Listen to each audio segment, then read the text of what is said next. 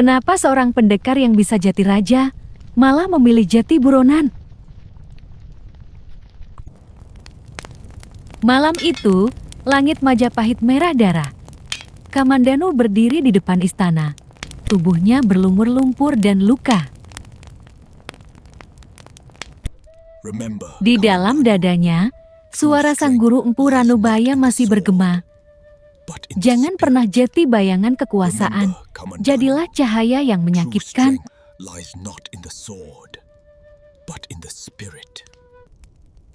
Tapi bagaimana kalau cahaya itu justru membakar semua yang ia cintai?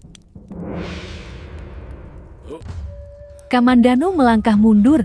1 langkah, 2 langkah, pasukan mulai mengangkat tombak. Jangan paksa aku, katanya pelan. Tapi suara itu tenggelam dalam teriakan perintah. Panah dilepaskan. Kamandanu berlari ke arah gerbang, ke arah rakyat, ke arah takdir yang tak punya mahkota.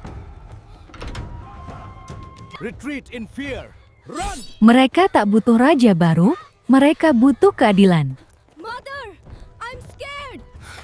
Kamandanu berlari ke arah hutan, tubuhnya terbakar sebagian, tapi ia tak berhenti.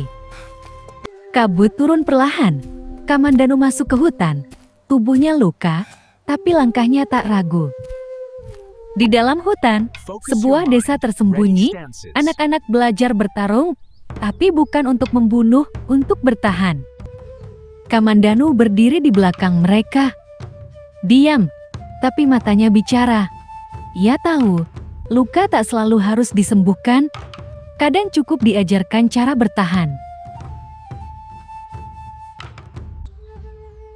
Kamandanu duduk di bawah pohon tua, sendirian. Tapi pikirannya penuh suara.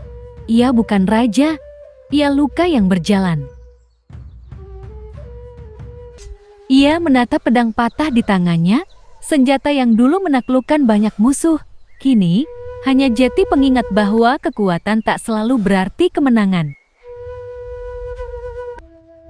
Rakyat desa mulai berdatangan. Mereka tak membawa senjata, hanya rasa hormat. Kamandanu berdiri. Ia tak bicara, tapi tubuhnya sudah cukup menjelaskan siapa ia sebenarnya. Kamandanu berdiri di atas batu besar. Di bawahnya, desa kecil yang mulai hidup. Di depannya, arah Majapahit yang dulu ingin ia lindungi.